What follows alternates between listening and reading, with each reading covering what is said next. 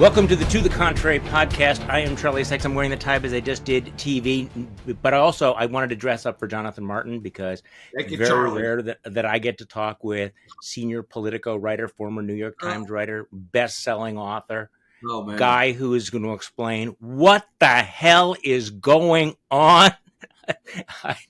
Normally I have a hard time deciding what to start with, but I'm going to go back to what I wrote in my newsletter on Friday.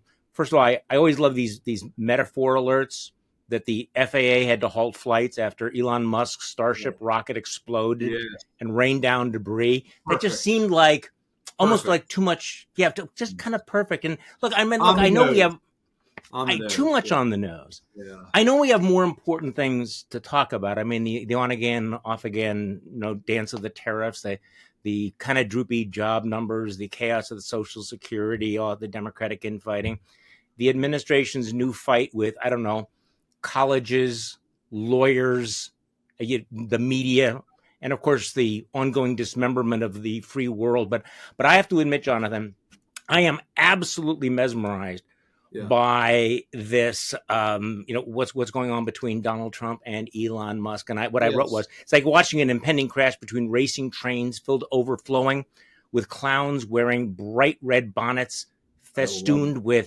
ferrets. Except you know that it's going to be worse, and you can't take your eyes off of it. So you saw the big story in the New York Times. Politico broke the story originally. Yeah. So let's just start with this one because the headline is "Inside the Explosive Meeting Where Trump Officials Clashed with Elon Musk," and apparently Marco Rubio found something like a spine. Although I don't want to overplay that. The lead on this story by Jonathan Swan and Maggie Haberman, Marco Rubio was incensed. Here he was in the cabinet room of the White House, the Secretary of State seated beside the president, listening to a litany of attacks from the richest man in the world. And Musk is insulting him, saying you haven't fired anybody, and he said, maybe you fired, one person. And Rubio stewing, had been privately furious with Musk for weeks, ever since the Doge team effectively shuttered an entire agency that was supposedly under Mr. Rubio's control, the United States Agency for International Development. If he was furious, he never said shit about it until now. Yeah. In this extraordinary cabinet meeting, in front of the president and around 20 others, Rubio apparently went off on Musk. So, Jonathan, what do we read into this? Is that, and then apparently, according to Politico, Trump kind of clipped Musk's wings and said to the cabinet members, from now on, you're in charge of your own department. So what's happening? What's going on here? Well, first of all, thanks for having me, Charlie. I appreciate it. And I'm flattered that you put a tie on for me. Your description is vivid. I'm reminded of our friend Mike Murphy's succinct description of Musk and Trump as two tomcats in the same pillowcase, which I thought that was a pretty good line. Unfair to cats. Yeah, no. My pals Maggie and Swan have a good story inside the room, as they say, about this was inevitable. All the cabinet secretaries and the senior staff of the White House was, of course, going to grow irritable about somebody who knows absolutely zero about government and bureaucracy, trying to run the federal government in their spare time. While also running like other companies and whose rockets are blowing up. Yeah. I mean, this day was coming. In some ways, the news is it actually took until March for it to finally happen. And why did it happen? The classic Washington way, because these cabinet folks are looking bad and Musk is making them look bad. And so they're finally lashing out. And of course, there's leaks because people are sick of the Musk show. So when you're Marco Rubio and you're getting hammered for not pushing enough staffers out the door, or when you're Sean Duffy, who's also in the piece, and you got a litany of aviation accidents, and there's talk about laying off air traffic controllers. Guess what, Charlie? That makes you look bad. You, the cabinet secretary, that is, and you're going to then hit back because this is all survival of the fit. This is a Darwinian political game. Right. And Rubio and Duffy and the rest of them want to live however long the Trump shelf life is, a year and a half, 2 years, who the heck knows what it is. And they know that Elon can generate bad press for them, which of course for Trump is the kiss of death. Okay, so there's also the human physics, the law of human physics, which is that two sociopathic narcissists cannot occupy the same space at the same time. Yes. So we always knew that there was going to be a clash between Trump and Musk, but this one feels a little bit different. So there's three things that happen here. Let's just break this down. Number one, that this cabinet meeting took place, which apparently was going to be a bitch session. That's number one. Number two, that it leaked out. And then number three, that Trump then used it as an opportunity. So let's just talk about that, because this must have been bubbling for some time. Oh, yeah. My guess is the only way that this happened would be if Trump had given kind of a little nod saying, you guys want to go off on Musk? Yeah. The fact that the meeting was convened in the first place makes clear to me that the cabinet secretaries and the West Wing staff wanted to show Trump that the Elon show ain't all fun and games. And so this is also them getting Elon in the room with the boss and sort of making clear to Trump that this guy is causing some real headaches for us. But the boss let it happen. That's the other thing, right? No, of course. But I mean, to your point, clearly orchestrated by the West Wing staff and the cabinet secretaries who wanted to send a message to Elon. And the leaks, by the way, also wanting to send a message to Elon, which is enough's enough. And you're jamming us.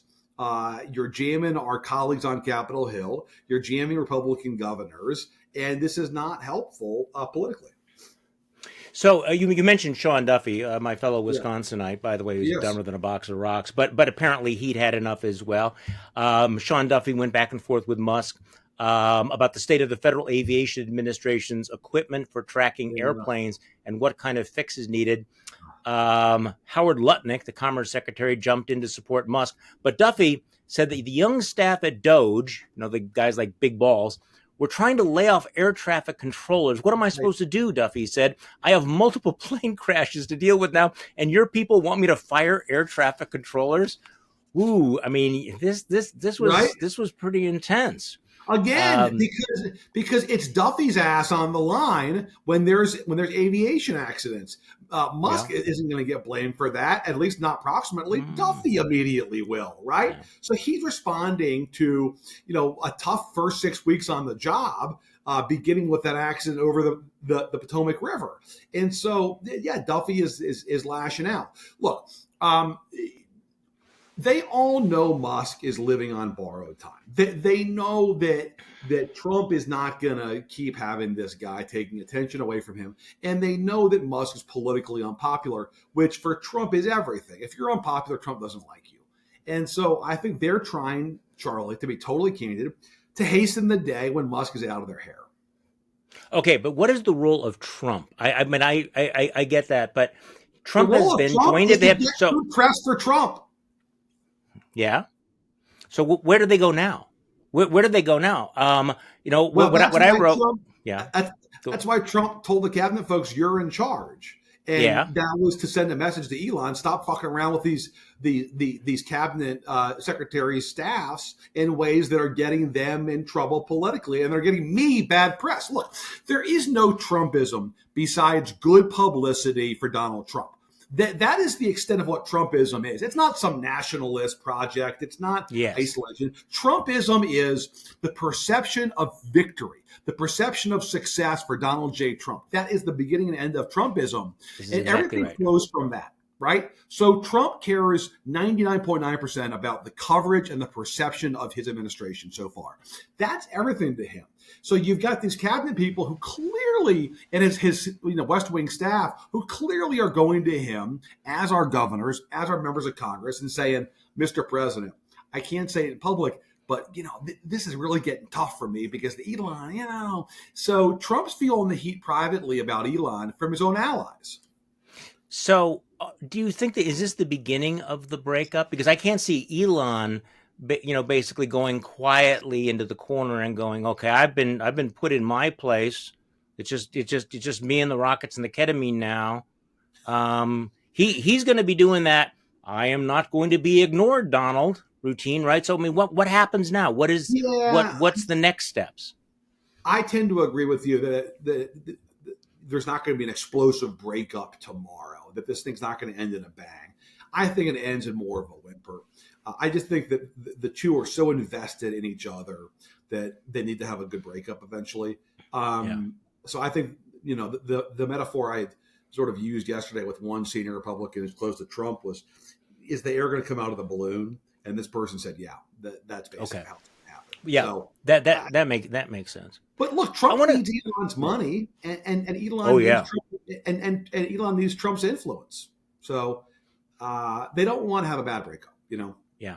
So they're still going to be in the sack one way or another. So let me go back to the point that you just made, because I think it's really, really important that there is no ideology of Trumpism. Yes. And I was on this segment where we were talking about, hey, like, what's going on with the tariffs? Because of course the tariffs are on again, off again. Maybe we'll do it, maybe we won't do it. Yeah. And really, people are talking about the chaos and the uncertainty and the whiplash. And quite frankly, this is the moment we live in where it's government by whim. It is Donald Trump's, mood on any given day. You got it. And so if you're trying to draw a through line to a lot of things, it doesn't make any sense because it is all sort of peak and id for Donald Trump. And so he can reverse a position. Although this week has been really, really extraordinary, right? I mean, it's like we're siding with Russia at the beginning of the week. Now we're maybe threatening Russia with some sanctions.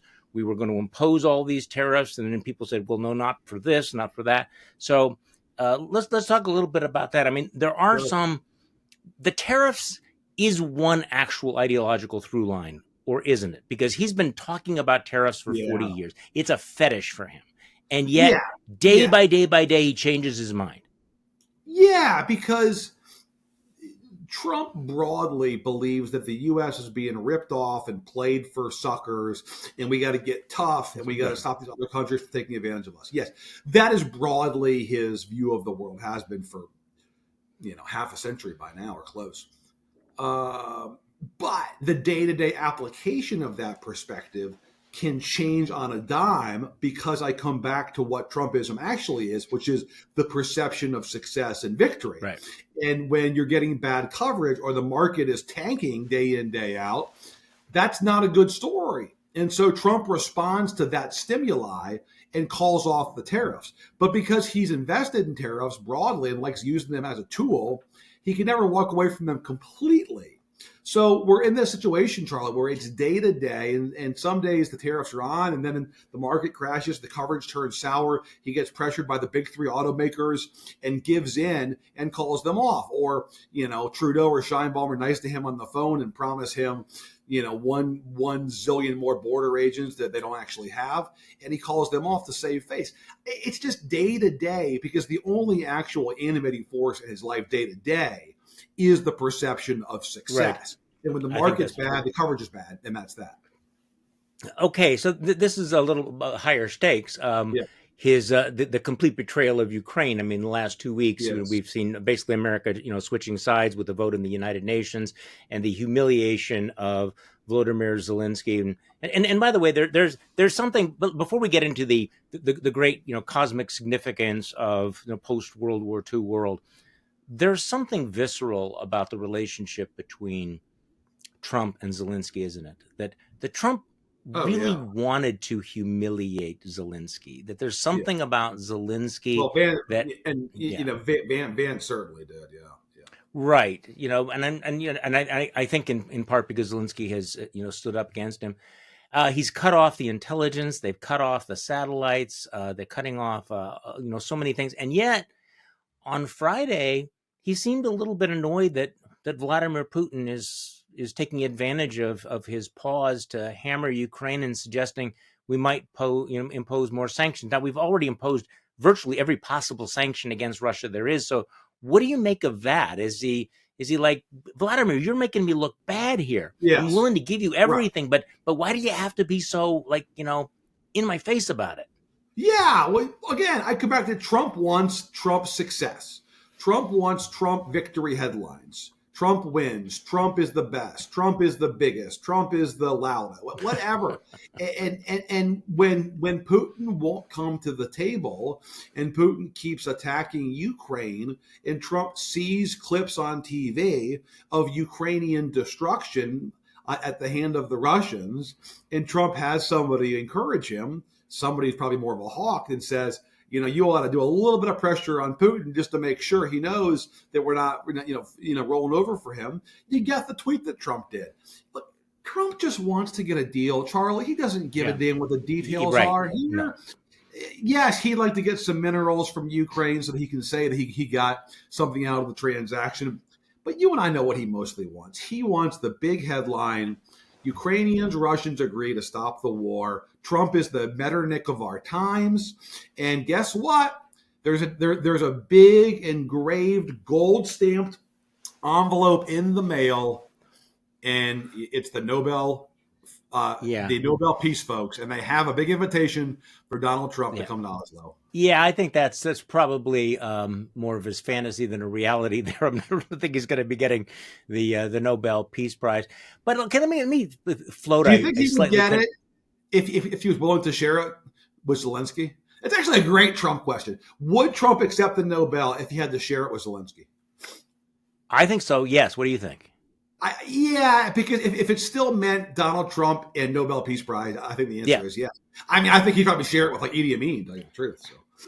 Oh, okay. So I'm going to float a possibly contrarian theory by you, because obviously one of the other markers of Trump's first 6 weeks, or actually his last 10 years, has been flooding the zone. He's just picked one fight after another, and makes it almost too difficult to pick. So he's picked a fight with the media. He's picked a fight. I mean, just with one institution. And this week, and just the last, I think 72 hours, he's picked a fight with Columbia University. He's picked a fight with major Washington law firms. He's picked a fight with the media. He's now picking a fight with evangelical churches over the cutoff of aid. And again, the normal. I think probably the conventional and also the correct analysis is that he calculates that by having so many fights that he divides the opposition. Nobody knows what to do. The contrarian possible theory is that at a certain point, you've created so many enemies. You are fighting so many fronts that you have created an opposition. So the legal community is looking at him and going, bullshit. The media, not very strong. But at some point, does all of this begin to force the resistance, because he has created so many targets that need to kick back against him? So how do you analyze this? It's a lot of chaos. It's a lot of flooding the zone. I think it helps him in some ways that it's hard to do accountability and scrutiny when there's so much to shoot at. Right. That obviously helps him. Here's why I think, though, over the long term, it's not beneficial. And it's part of the reason why, Charlie, he lost in 2020. Yeah. Very hard to beat the incumbent president in modern times. I think the exhaustion factor. Americans don't like inflation. They really don't like chaos. They want to see normal functioning government for the most part. They don't want to be embarrassed. I think the exhaustion after COVID in 2020, it was just too much. And Americans wanted normalcy again. And Joe Biden was a grandfather, and Sleepy Joe was like the worst possible nickname for him, because Americans were like, yeah, sign me up for Sleepy Joe. I can use a freaking nap after 4 years of Trump. And I think Trump is sowing the seeds of his own demise, or his party's demise here once again. The chaos does not sell. And I think people get tired of it. Charlie, here's a question for you. Has there been a weekday since January 20th that Donald Trump has not addressed the cameras in some capacity? No. Has there been? I don't think so. Every day the Trump show is airing. And people get tired of anything in this country. They don't have any attention spans. It's too much, Well, it is too much. So let's talk about, he had a big speech this week. I want to turn the camera around a little. What was your take on the Democratic response? And I'm not talking about Alyssa. We can talk about Alyssa Slotkin in a moment, but one of the big questions was, how would Democrats in that room respond to him? Were they effective? What do you think? No, it's just look. being the minority party during those joint addresses to Congress, it's a no-win, and especially in the Trump era, standing up and interrupting or holding up little church, church fans or bingo hall fans. It's not going to move any numbers. Just don't friggin' bother. I know you want to say something. I know these members of Congress have had their phones getting lit up every day with pressure to confront Trump. I get that. But it's just not doing anything, I think, for the party. So I don't get why they did it. I don't think it matters.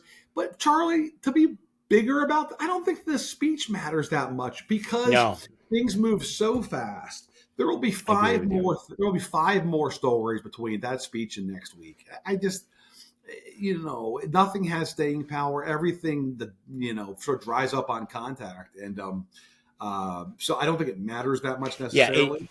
Yeah, it has been at least 20, 30, 40 years since any speech really mattered. And of course, we go through this ritual, and yet every single time it's forgotten within 2 or 3 days, and nothing ever comes. Yeah, the only stuff that we recall typically are the response speeches that had some misstep or snafu, right? That's the stuff that lingers. But the actual speeches, it's hard to recall. I mean, I guess Bill Clinton saying the era of big government is over because it was such a profound statement from a Democratic president. But it's hard to recall that much from a president, right? No, I agree. So, I mean, I guess part of the larger question is Democrats are still struggling to figure out how do they respond, how do they make sense of what happened.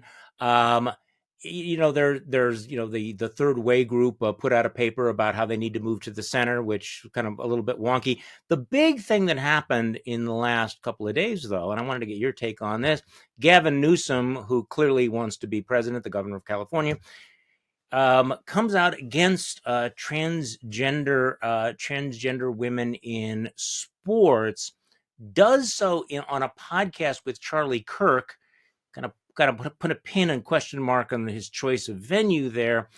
But this is the first big break for Seth Moulton raised the issue.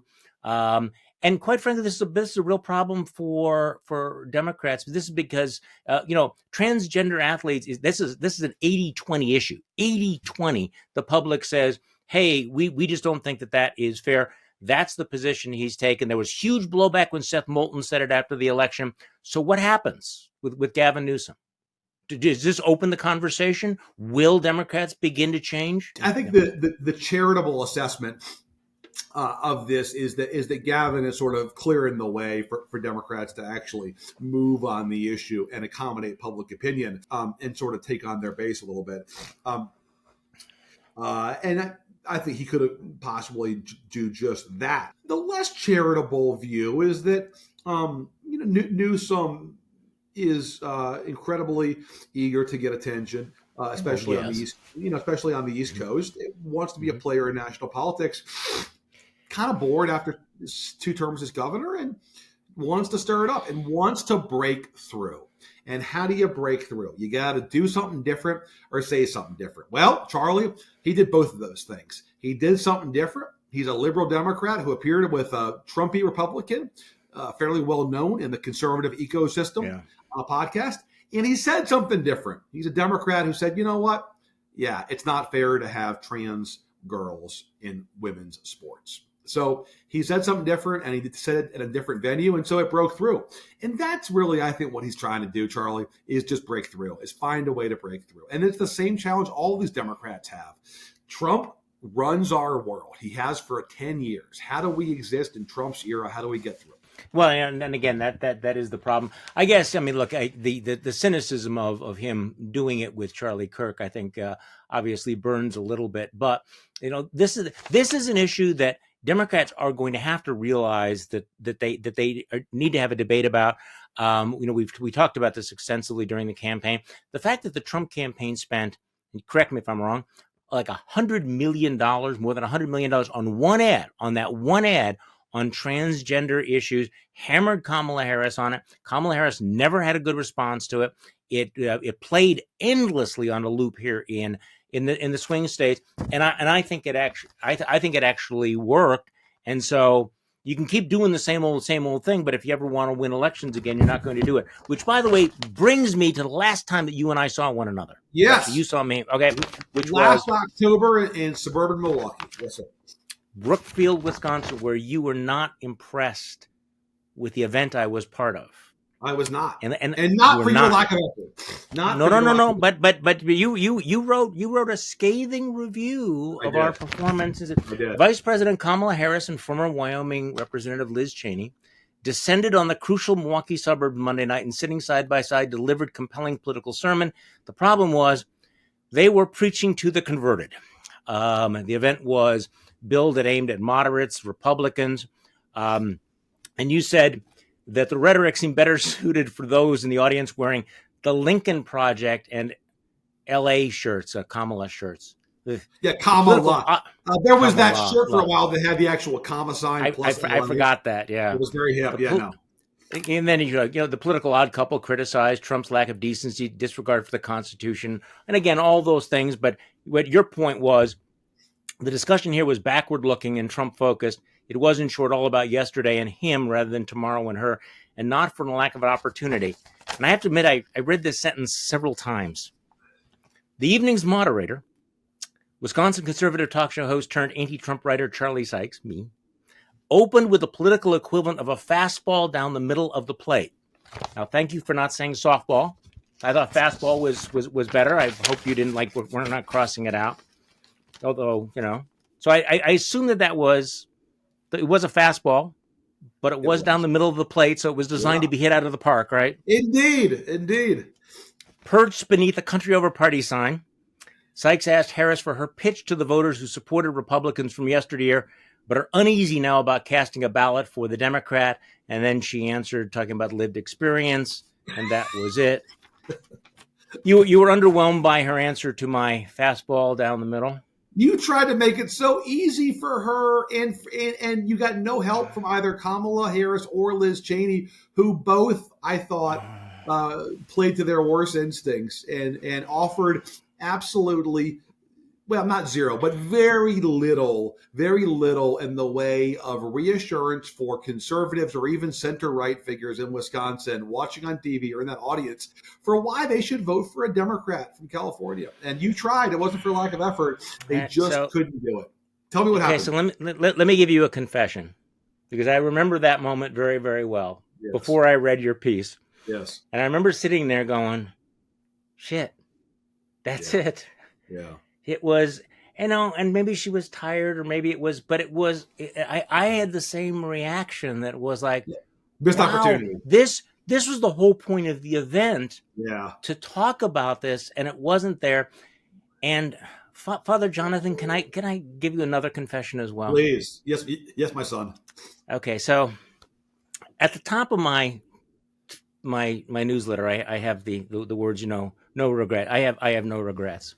Yes. My confession is that I actually do have a regret, because I can remember sitting there on that stage, looking right at her, thinking, this is my chance to ask her about the fact that every time any Wisconsinite, anyone in this audience turns on the television, they see that transgender ad. Can you tell me about what you really think about that? And I remember thinking I really should ask her about that, and I didn't. I didn't and this is not a great answer, but I mean, this was a campaign event. This was not a media event. Yeah. And, in retrospect, that's why people like me shouldn't do campaign events, because that question needed to be asked. Yeah. I don't know that she would have given the answer, but the failure to ask that question, given how big an issue it was, is one of my regrets. And you look back on that campaign. So, well, don't beat yourself as a lost opportunity. Well, I'm not. But no, when she responded to your question by saying something along the lines of, Americans have more in common than we do what separates us. That what unifies us is more important than what separates us, or some sort of cliche along those lines. I said, my God, that's all she has to offer, because the express purpose of that day, where she and Cheney did Wisconsin, Michigan, and Pennsylvania, was to reach out to folks in the center and center right to say, the water's warm. Come on in. You can vote safely for me. And instead, she didn't offer any reassurance about how she governed. Charlie, she could never say that she governed from the center and that she would not be a liberal. She'd govern as a moderate. She could never say it. She was just always reluctant to go there. And that would have been the day to do it. It was early. Well, you're right. And the reality is that anyone listening to that who agreed about that Donald Trump, posed a threat to the Constitution, who regarded January 6th as disqualifying, they were already going to vote for her. That was the converted. And I think that this is another illustration of the problem that she couldn't make those pitches because of fear of alienating many of the groups in the Democratic, constituency. That if she was perceived to move off. And apparently, and also, this was during the period when she was asked, would you do anything different as part of the Biden administration? And she said no. So she was joined at the hip with Joe Biden. And I think the Democrats at the time, and still, and I don't know where you're going to come down on this, but, the more that we think about it is the more I think as you get further away, what a tremendous political liability Joe Biden was. Oh, my gosh. Absolutely. And there's still a lot of Biden truthers out there. Well, let me ask you this. The Biden truthers who still seem to believe that this was all Kamala's problem and that if Joe Biden would have stayed in the race, he would have won. What do you think? No, I think Biden takes the hit more than Kamala. Look, she was put in a really tough spot. She had a good convention, a good first debate. Trump wouldn't give her more debates.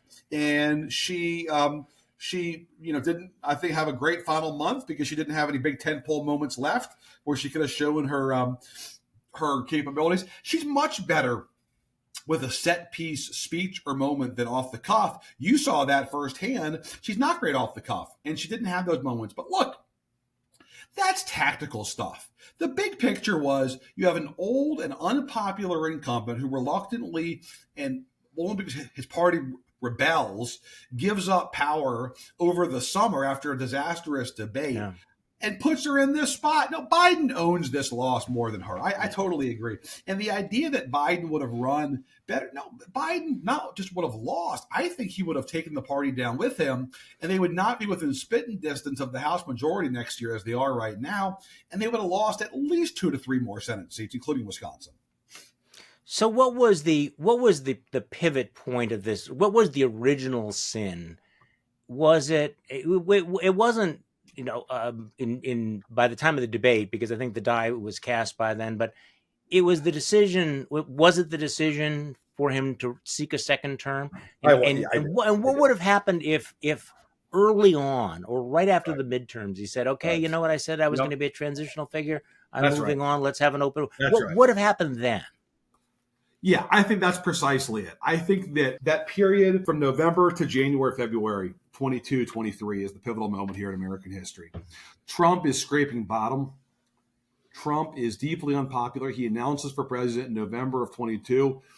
One senator endorses him, Tommy Tuberville. And Biden is riding high because the Democrats had a better than expected midterm.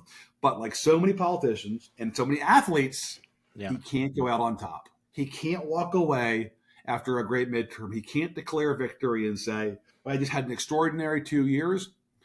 I just defied history. And by the way, Barack and Bill Clinton had a better midterm than you guys did. And now I'm going to spend the final 2 years being the best possible president that I can be.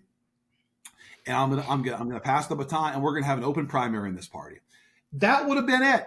Maybe Trump still wins. Maybe the primary is messy and ugly and, Kamala emerges bloodied and sort of weakened and having run more to the left. But I think that's the moment, Charlie. I really do. I think, and look, I don't blame only Biden, although I think his family and his inner circle are largely to blame for just refusing to bow to reality of being 82 years old and asking the American people for 4.5 more years.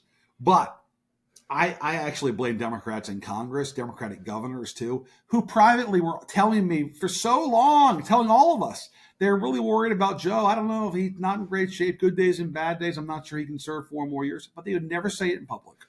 They would never say it in public, let alone challenge him, let alone publicly say that he should stand down, So they take some of the hit here too. Dean Phillips from Minnesota gets in. He's mocked. He's belittled. Yeah. He was the only guy with stones, you know? Yeah, and I there's the book that's coming out this summer, I think, is going to reopen a lot of those wounds. But I do think that the fact that this was widely known, oh my and gosh, it was covered up, and I think one of the painful things was that, let's be honest about it. Fox News, right-wing media was pounding away at Joe Biden's, cognitive decline. And it turns out that they were right. And it's always painful when the worst people in the world are actually right about something. And, those people who tried to look the other way, I think, look disingenuous. And I do think that, people, we talk about the verdict of history. I think the verdict of political history is going to be very, very negative. And as we begin to see the links to which they went, the links they went to cover up the fact that he was not all there, which of course is now. See, I guess it's not going to age well. It's not going to age well. And Democrats, confronting the tsunami of Trumpism, are going to have to figure out how do you go forward, and at a certain point, they're going to have to cut the cable on the anchor, right? I mean, they're going to have to. Ideologically, they have to cut the cable on the anchor, but also, they have to say, no, our vision of the presidency is not what you got there. We are not going to bring you some younger version of Biden. And I think that process has to take place. Yeah, the party, I think, clearly wants to move on. I think the party wants to embrace tomorrow and forget about yesterday. And I think that does not bode well for Kamala Harris or Tim Walz, by the way, running for president in 2020. I think, but they probably deep down know that too, Harris and Walz. But no, look, Biden will not be well served by history when I think everything comes out about his capacity. But we don't even need the inside story. We all saw Biden with our own two eyes, and that was the biggest challenge the White House had, is saying, who are you going to believe, us or your lying eyes? He clearly had aged in office, like everybody does. And the idea of him serving 4 more years, beginning at age 82, was just like a non-starter for a lot of people in this country. And I think if more Democrats had spoken out in real time, maybe he would have felt some pressure. But I think what happened, Charlie, is the midterms were in some ways a mixed blessing for Democrats, because while they overperformed, they also insulated Biden from any criticism. If that was a bloodbath for Democrats, I think you would have had leading Democrats stand up and say, Mr. President, here's your gold watch. Here's your Amtrak ticket back to Rehoboth. Thank you for your service. But because the old man, maybe he does know what he's talking about. Maybe we should give him a shot. I'll bite my lip and somebody else can say it. And also, let's be totally candid. A lot of Democrats didn't want to answer the second question, which was, okay, you want Biden to step down.